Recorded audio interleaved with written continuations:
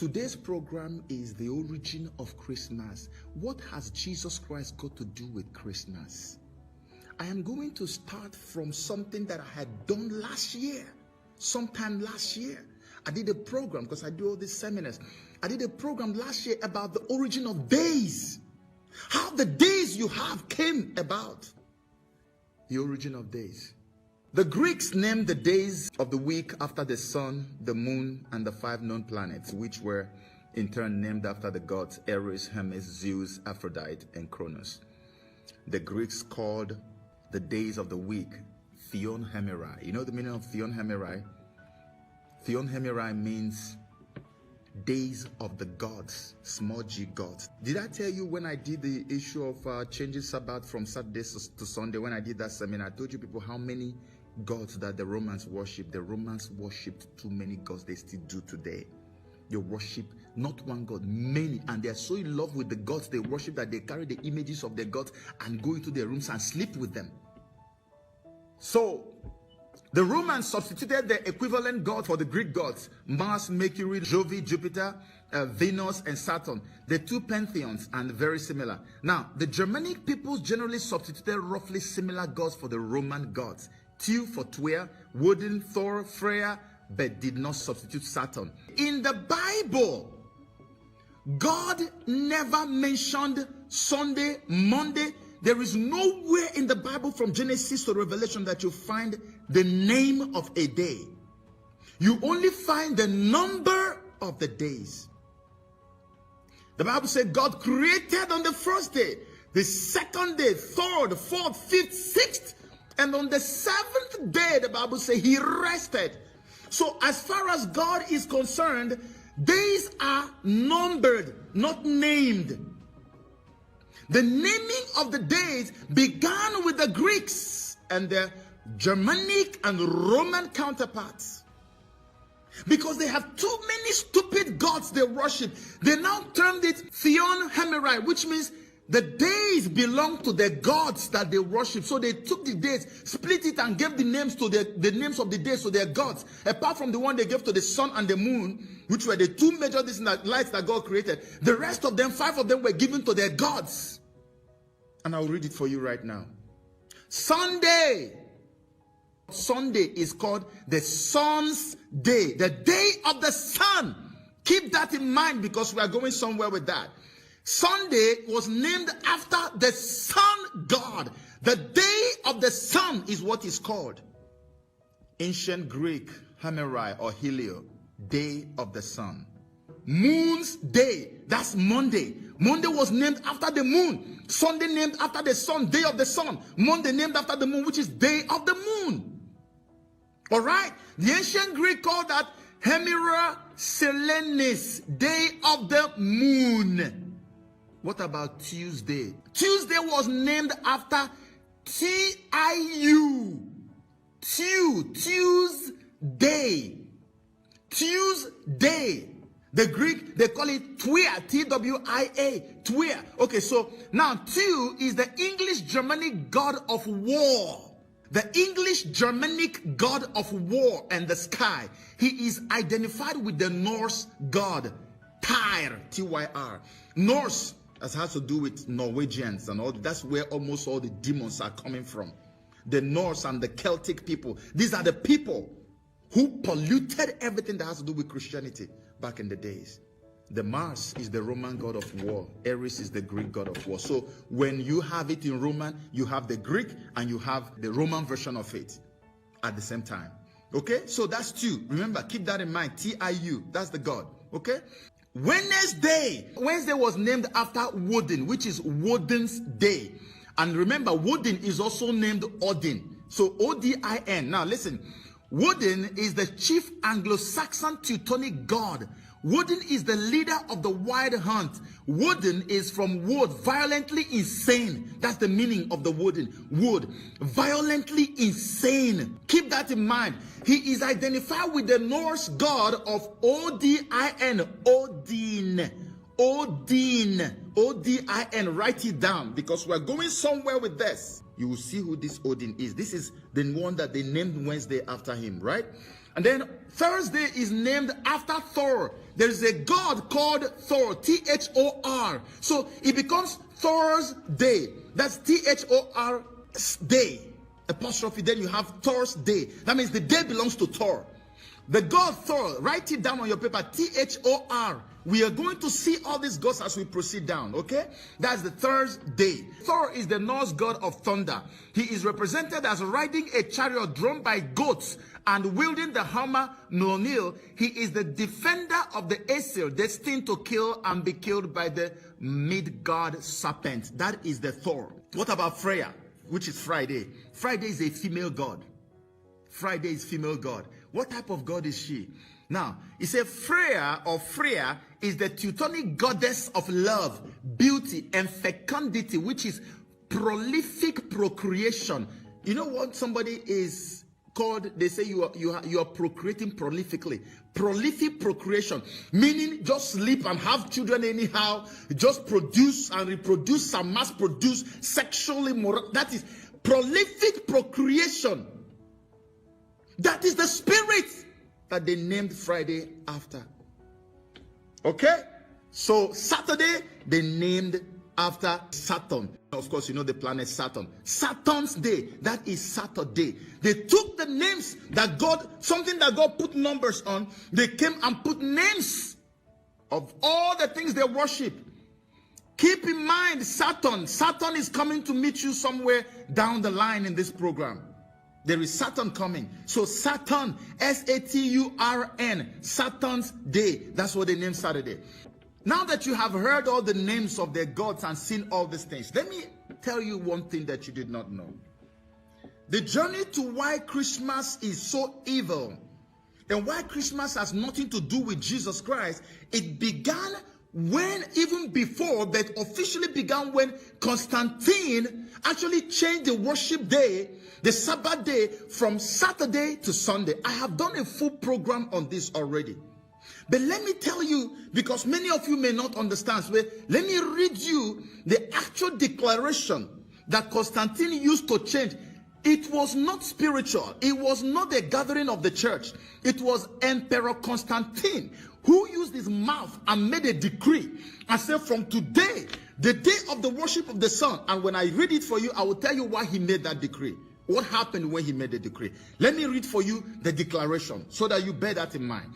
Now, declaration says this. It says, on the venerable day of the sun, let the magistrates and the people residing in cities rest, and let all workshops be closed. In the country, however, persons engaged in agriculture may freely and lawfully continue their pursuits, because it often happens that another day is not so suitable for grain sowing or for vine planting. Now, this is a decree. Remember the first line he put there, he said, on the venerable day of the sun. Do you see why they named the sun after a particular god day? You say it is the sun's day. So he now said on the venerable day. He didn't even say on Sunday. He mentioned it the way it should be. On this venerable day of the sun. On this day of the sun, let the magistrates and people residing in cities rest. Okay, if you think that was not enough, let's go down. There is an encyclopedia. Take it down if you have a pen. It's called Chambers Encyclopedia. Chambers Encyclopedia. In Chambers Encyclopedia, there is something that happened here. Okay, it was what they call the Catholic Church Council of Laodicea. Laodicea is Laodicea. Catholic Church Council of Laodicea. I want you to write it down so you look it up for yourself. In that Council of Laodicea, this was in 364 AD. Remember, Constantine made his own decree on the 7th of March, to be precise. On the 7th of March, AD 321. That was when he made that decree. Now, by AD 364, the Catholic Church Council of Laodicea, by this time, the pagans have already taken over the church. Now, look at what they said. Very blunt. They said, Christians shall not Judaize and be idle on Saturday. And in bracket, they put Sabbath in the encyclopedia. Christians shall not Judaize and be idle on Saturday. In bracket, they put Sabbath. They shall work on that day. You must work on that day. But the Lord's day, they shall especially honor, as being Christians shall, if possible, do no work on that day. If, however, they are found Judaizing, they shall be shut out from Christ. Do you know what these people are saying here? They believe that Jesus Christ rose on a Sunday. So they now say people should not rest on the day God gave as a command that you should rest. That you should rest on the day that they have chosen and called holy. There is no place in the scripture, if you know, please go to comment page and write it, where God or Christ opened his mouth and said, please count this day that I rose, that I resurrected, make it holy and observe it as holy. Please put it in there, because we are all learning. I want to learn from that too. No day. But I will give you several where God said on the seventh day. As I was reading you the days of the week, as they named the days of the week, what was the first day they put, even they themselves? The first day they put there was Sunday. The second day they put there was Monday. Even on their own arrangement. Okay, now, there is no calendar on earth today. Every known calendar, especially of Anglo-Saxon origin, every known calendar, even academic calendars in Africa, in Europe, in America, observe Sunday as the first day of the week. Every calendar still sees Saturday as the seventh day of the week. In fact, the encyclopedia, Catholic encyclopedia here, calls it Sabbath. Go to Exodus chapter 20. God said, on my Sabbath day, keep it holy. But they openly said, you must not do that. Take Sunday that we created. Remember, this is happening some years after they have made a decree and now sanctify Sunday, which is the day they worship their sun God. That's why he calls it the venerable day of the sun. Only by decree of his mouth, he changed the law of God and put it into the laws of man and compelled the whole world to follow that. You see, why the devil, I was asking God, why is it that every time you come back, you meet only one family that is worthy? Every time you come, you meet only one family. And God showed me that what the devil does is that the devil goes very early in time. He creates disobedience and makes it to become a tradition, and then people begin to live with this disobedience as a tradition. As they live with it as a tradition, it becomes very difficult to win them away from that. When you want to tell them don't do this, say, come on, my forefathers did this, how dare you tell me not to do that? Who are you? You were just born yesterday. Because the evil, the disobedience and the sin has become entrenched. It has become a part of the system. That's what ancestral curses do. The devil has seen the destiny of an entire family. He goes way back generations past and signs an agreement with the forefathers. And then you that are born several generations later, you come back and you begin to suffer nonsense that you're not supposed to suffer. Let us go further down, please. Follow me. I've just given you the history because today is not about Sunday to Saturday, that's not the topic for today. The topic for today is Christmas, and we're going there. All right? So, the Christians, now this is, I was going to tell you why Constantine did what he did. Constantine there were a lot of emperors that lived in Rome then, and most of them were wicked to the Christians. They used to kill them and feed them to lions and feed them to animals and blah, blah, blah. And that was how the whole issue of catacombs came up in Rome. And the Christians were hiding in catacombs, were digging it and hiding underground to do fellowship. And when Emperor Constantine came on the scene, many people don't know this. He had an encounter. I think it was a cross or something that he saw. And a voice told him and said, by this you shall conquer. And by that, he actually conquered in the war. And he now came and said, look, we have to make Christianity a state religion. He was not fully converted. But we have to make Christianity, it is more appealing. Let's forget about all this other thing. He banned them from worshiping any other thing openly. Stop it, So he told the pagans, all the idol worshippers, to come in. Come in, let us come and do it now. This is our state religion. So whatever you're doing, convert it into Christianity, into the Christian version. And so what they did was that they took every single pagan worship, pagan activity, exercise, and renamed them with Christian names. Renamed them with Christian names. They never transformed anything, and I will prove it empirically to you now. They renamed them and still maintained the exercises. So in paganism, How many of you even know paganism? Paganism is not when you hate Christ or when you love Christianity. Pagans are people who don't believe in any religion. They believe in worshiping the devil God directly by himself. It is out of paganism that Wiccan came. Wiccan is the umbrella body that binds all the witches together. It is out of paganism that witchcraft came. Witchcraft is tied to paganism. Witchcraft does not exist alone. Witchcraft, the religion of witchcraft is called paganism.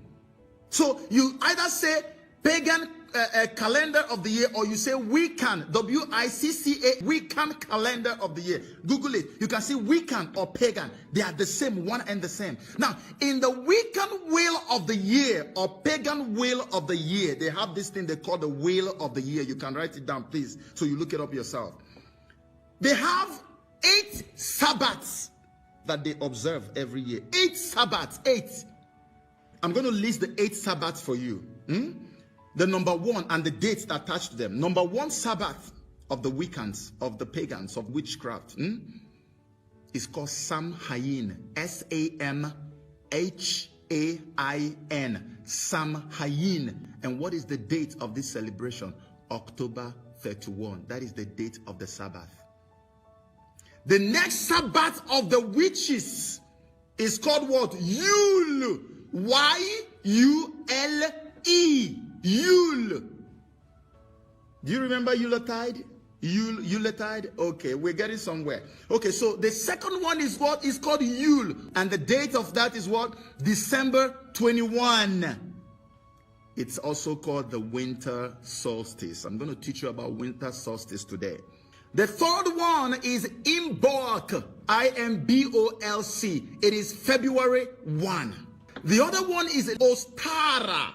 Ostara, O-S-T-A-R-A. It is March 21, spring equinox. All right.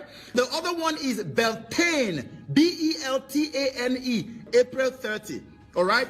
The other one is Litha, L-I-T-H-A. It is June 21. That is the opposite of Yule. That is summer solstice. Yule is winter solstice. So the next one again is L-U-G-H-N-A-S-S-A-D-H.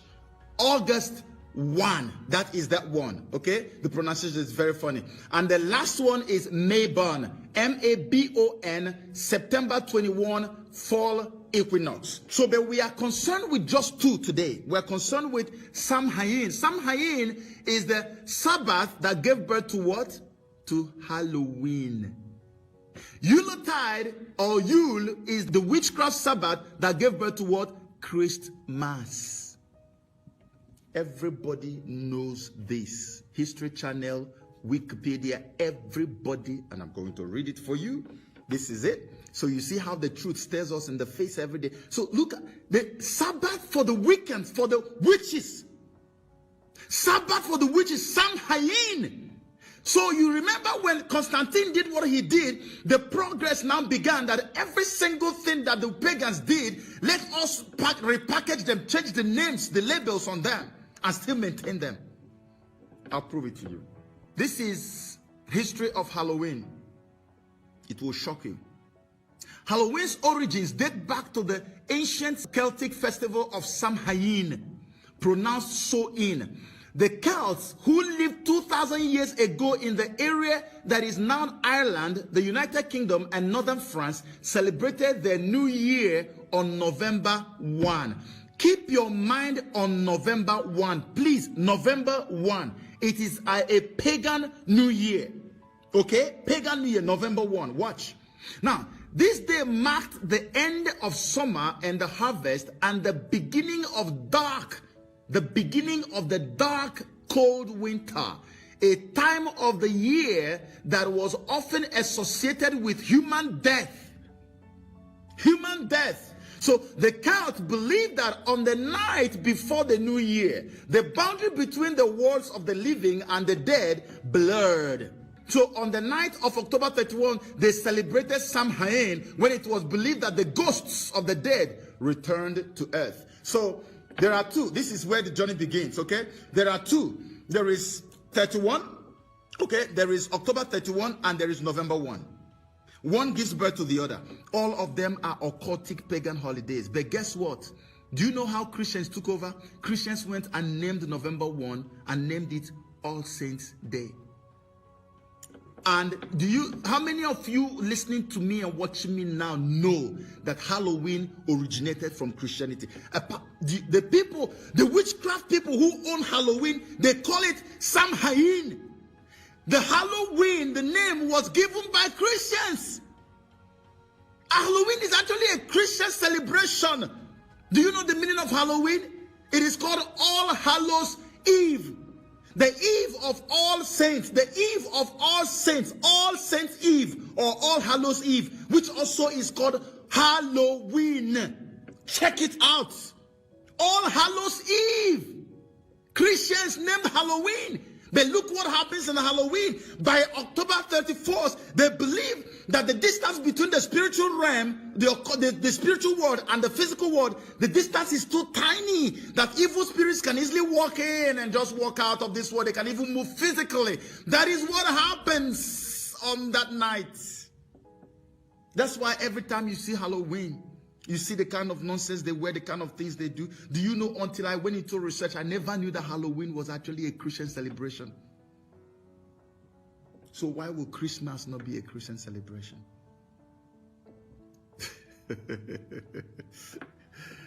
Okay, so they believe that in Halloween, the souls of the dead will come back and they will come and find a way to their places, to their families. That's why they put candles on the window, so that when the spirits are coming, they will be able to locate and find a way home. Can you believe this? And Christians are involved in this. Now, this is the meaning of Halloween. It says Halloween means All Saints Eve, a celebration observed in a number of countries on 31 October, the eve of the Western Christian feast of All Hallows Day. It begins the 3-day observance of All Hallowtide, the time in the liturgical year dedicated to remembering the dead, including saints, martyrs, and all the faithful departed. You see what they did? They put saints there, they put all the faithful departed, and you know it is a complete occultic festival. In many parts of the world, the Christian religious observance of Halloween's Eve, including attending church services and lighting candles on the graves of the dead, remain popular, although elsewhere it is a more commercial and secular celebration. Some Christians historically abstained from meat on All Hallows Eve. The tradition reflected the eating of certain vegetarian food. This is the same thing that the Celtics were doing. Christians are doing it today. So now you know that Christians actually christened Halloween, which is Samhain. The pagans call it Samhain. We come and say, no. We'll maintain the same date. We'll do the same practice, but we'll change the name and call it All Hallows Eve. So we gave Halloween the name that it has today. The so-called Christians, not me.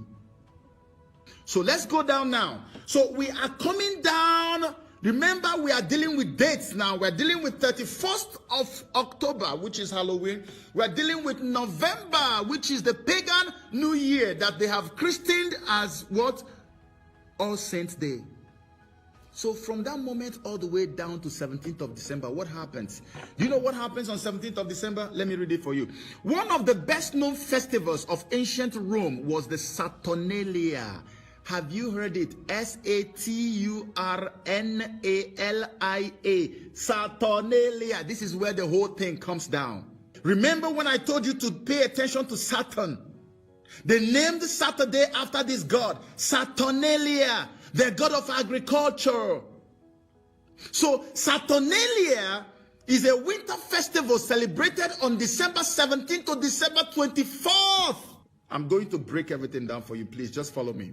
Now, because it was a time of wild merrymaking and domestic celebrations, businesses, schools, and law courts were closed so that the public could feast, dance, gamble, and generally enjoy themselves in the merrymaking and all kinds of stuff. So now, on December the 25th, pay attention. All this is happening till 24th. Then on the December 25th, the birthday of Mithra, Mithra. This is the man who owns the birthday that they are celebrating, which they replaced and put Jesus on it. Write it down. That is a god. That's a demonic god. It's called the god of the sun, the god of the unconquerable sun. That is the one god that has a birthday. It is his birthday they celebrate. Why did they choose 25th? You will learn today why they chose 25th. The number one learning is this one. Mithra, the Roman god of the unconquerable sun, the sun god, is having his birthday on December the 25th. Before Christ even came. That's what they were worshiping. So when paganism took over the church, they said, since we have already gotten the day of our worship as the day of the sun, you know, everything is sun. Sun is... So why can't we take the birthday of our sun god and use it for, and call it their own destiny? Okay, so now Mithra was the god of the unconquerable sun, the light between heaven and earth. His birth signified the rebirth of the sun and the eventual end of the long night. During the celebration of his rebirth, all crimes and immorality of any kind is allowed. Homosexuality, cross-dressing, debauchery, and all sorts of perversion became the order of the day. Even children were allowed to indulge. By 270 AD, the Roman Emperor Aurelian had made this revelry official, setting aside December 17 through December 24 for the celebrations, culminating in the exchange of gifts on December the 25th to celebrate the birthday of the sun god, Mithra. Now, History Channel was writing on, they said the influence of Saturnalia upon the celebration of Christmas and the New Year has been direct. The fact that Christmas was celebrated on the birthday of the unconquered sun gave the season a solar background, meaning that season has a solar background. It is sun worship that is taking place on the 25th. Sun God birthday. And this is not the only proof I will give to you. I will give you such many more proofs. Just watch. Follow me. Okay, so how did the Romans actually celebrate their own Saturnalia? So they say people decorated their homes with wreath.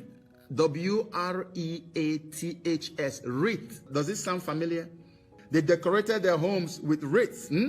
And other greenery. Does it sound familiar? Greenery. And shed their traditional togas in favor of colorful clothes known as synthesis. Even slaves did not work during the Saturnalia but were allowed to participate in festivities. It was traditional to offer gifts of imitation fruit. What is imitation fruit? Is a symbol of fertility. It was also traditional to offer dolls. What is doll? Symbolic of the custom of human sacrifice. And candles, which is reminiscent of the bonfires traditionally associated with pagan solstice celebrations. I've mentioned winter solstice twice, and many of you are wondering, what is really the winter solstice? So let me break it down properly. The winter solstice is the time when you have the longest nights in the year and the shortest day of the year. So the longest night, the pagans and the satanic people see that as when the darkness gets to its darkest point. Darkness, just like in every day, you find out that at 12 midnight, darkness begins to pitch, and it gets to the highest peak at 3 a.m. That's why Eminem did a song and called it 3 a.m. Now, at this point in the year is when it's like the 3 a.m. of the year. The darkness goes to highest, deepest part of its darkness. And at that time, the sun, they assume that the sun has died, that the sun is gone. So, because the sun doesn't come out, the darkness just continues going, and the night is so tiny, the day is so tiny, and you don't get to see any sun. It's only night, just very long night. So they say that the sun has died. This is always happening on the 21st of December of every year. The one of this year, 2017, for Lagos, Nigeria, happened on Thursday, 21 December 2017, at exactly 5:28 West African time. That was when the winter solstice happened. For the northern hemisphere, it is December. For the southern hemisphere, it is June. So this one happened, and what happens is that by the 22nd or 23rd, it is assumed that the sun has made a comeback again.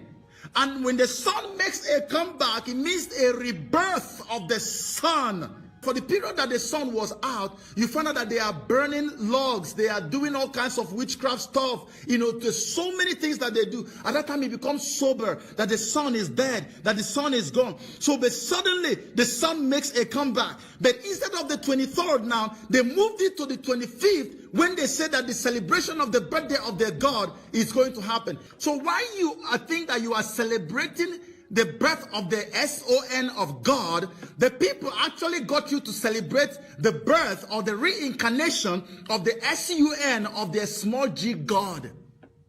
The Son God, not the Son of God. I know you need a proof, and I will give you more than enough. Let's go to the History Channel's description of Christmas. Pay attention. You know, History Channel is, is official story. They won't give you too much. But even at that, hear what they said, okay? Politically correct. The Christian holiday of Christmas especially owes many of the traditions to the ancient Roman festival, including the time of year Christmas is celebrated. The Bible does not give a date for Jesus' birth. In fact, some theologians have concluded he was probably born in spring, as suggested by references to shepherds and sheep in the nativity story. But by the 4th century AD, Western Christian churches settled on celebrating Christmas on December 25th. You see, the politically correct thing that they gave you, they said that's what many people were quoting for me. Oh, but we just decided, we settled we are going to do it on that day. So what is the big deal? Well, let me tell you that this is a lie. Before the end of the 4th century, many of the traditions of Saturnalia, including giving gifts, singing, lighting candles, feasting, and merrymaking, had become absorbed by the traditions of Christmas as many of us know them today. Become absorbed. They were not absorbed. They were never even changed. The Christian didn't absorb them. They took them hook, line, and sinker the same way they were and just changed the names. So let me prove it to you. We're going to Yule. Y-U-L-E, the true origin of Christmas.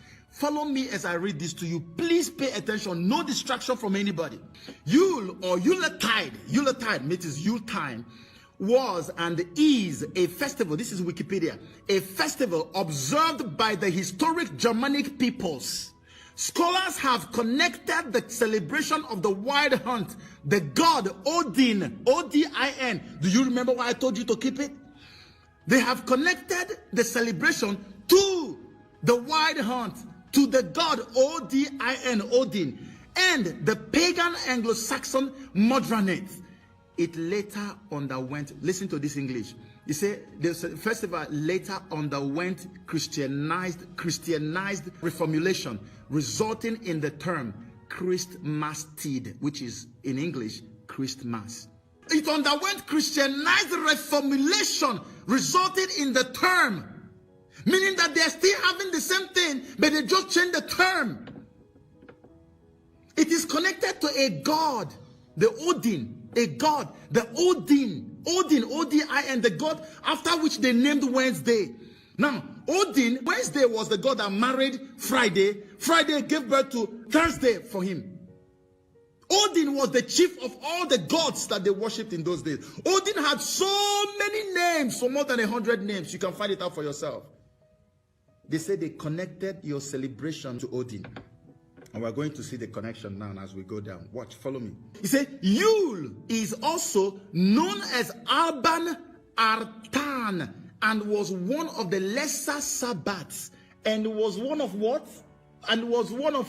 He said Yule was one of the lesser Sabbats of the Wiccan year, in a time when ancient believers celebrated the rebirth of the sun god and days with more light.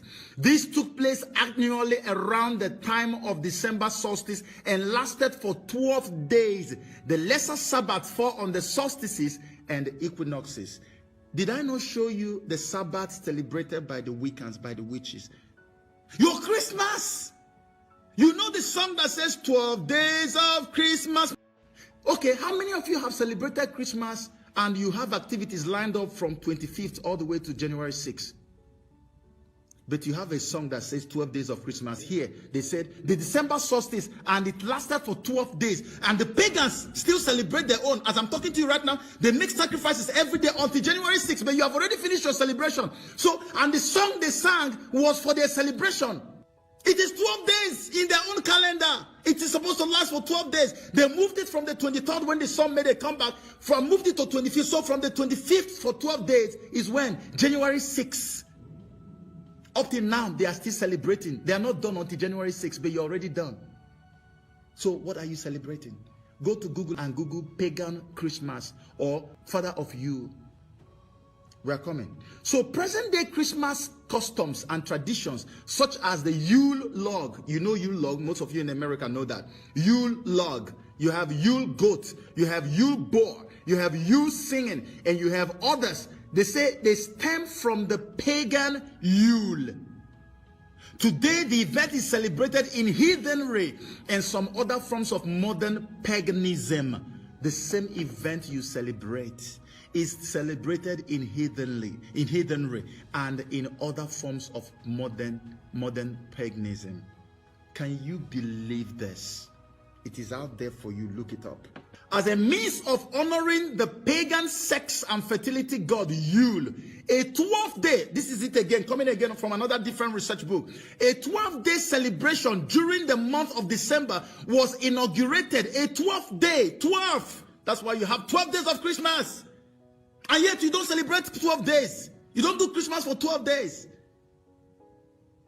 A 12-day celebration during the month of December was inaugurated. A large log representing a phallus, like a male organ, was set on fire and kept burning for 12 days. 12 days. These are the people who are celebrating the real thing. They own it. That's the celebration. It has nothing to do with me and you. And they do it properly. They do it well. They set the log burning for 12 whole days.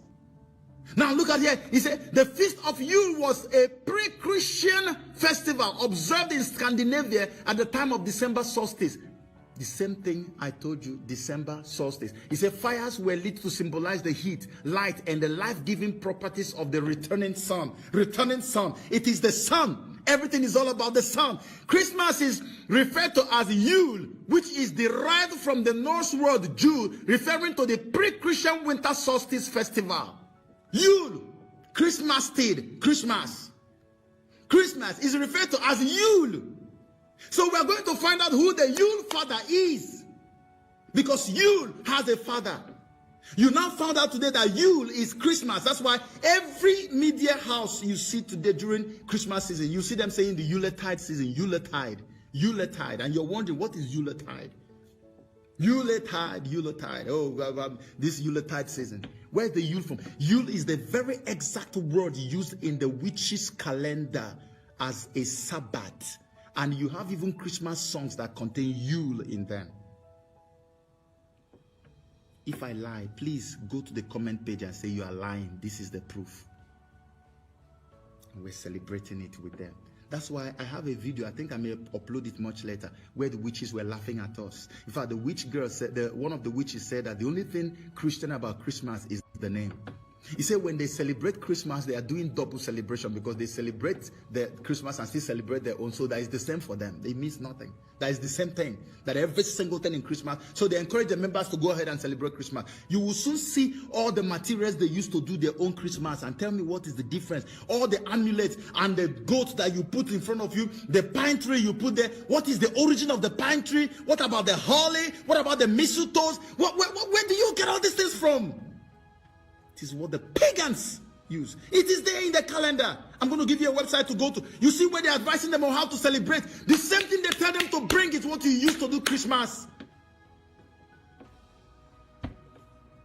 My Jesus was not born on the 25th of December. And nobody under the influence of the Holy Ghost chose that date. And I will prove to you why it is a satanic arrangement to choose that date. I will show you. I will show you. Stay with me. Another tradition of Yule was bringing in various plants to guard the life essence. Listen, they bring in various plants to guard the life essence in their home. They bring it into their home. This was a form of sympathetic magic, bringing those plants into your home. A form of sympathetic magic in which practitioners believed they could harness the life force for themselves. Some of the plants that were brought into the home included evergreen boughs, holly, ivy, birch boughs, and mistletoe. Mistletoe, the evil one that they go and you come under it and you kiss your lover under it. Mistletoe. This is what they gave them as instruction. As instruction. Now, the same Christmas you are talking about that you say your Jesus was born on, Do you know how many of you listening to me now and watching me know that Christmas was banned, severally banned until much recently? How many know that Christmas was banned in America, in Europe? Can I give you the information? By the 7th century, Pope Gregory I ordered Augustina of Canterbury to incorporate any and all pagan practices and customs in the expanding Roman Catholic Church. The most outstanding of the pagan practices was Saturnalia, was incorporated into the church. 7th century Pope Gregory, I'm giving you names so you can go and search. Saturnalia incorporated into the Catholic Church. It was celebrated with open sexual intercourse on the streets. This was the original celebration of Christmas, how it was being celebrated. They will have sex on the streets. Heavy drinking and all manners of immoral activities, rioting, murder, and number of druidic Halloween rituals. This is Saturnalia, the same thing giving rise to Christmas. Now, he said things got out of hand that by 1652, following the execution of King Charles I, Christ Mass, they used to call it Christ's Mass, was finally outlawed in England through the efforts of the Puritans led by Oliver Cromwell. They outlawed it. Now, the appointment of King Charles II eventually brought about the same monarchy and the Christ Mass again. People started protesting. No, no, no, no.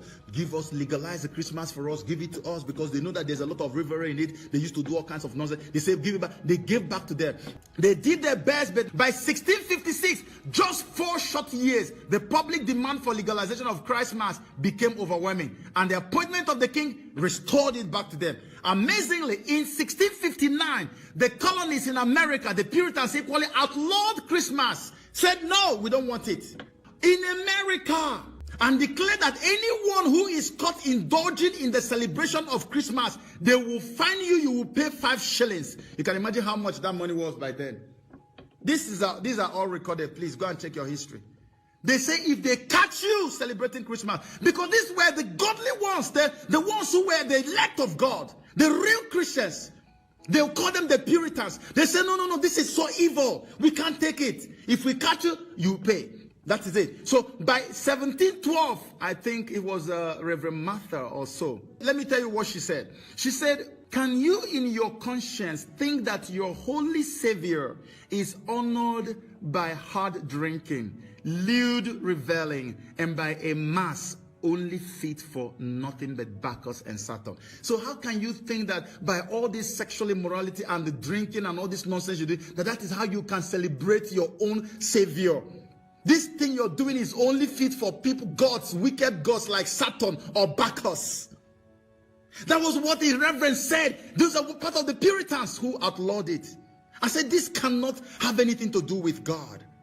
This belongs to the Saturn. It belongs to Bacchus. By the 19th century, the ban on Christmas still held in America. It was an Englishman, again, who left England. You see wickedness. And went to America. His name is Charles Dickens. By 1843, he used Christmas carol to win Americans over to love Christmas again. Now, people who say that they sat down and chose the date of Christmas as 25th, let me give you another bombshell that will shake the foundations of your knowledge today.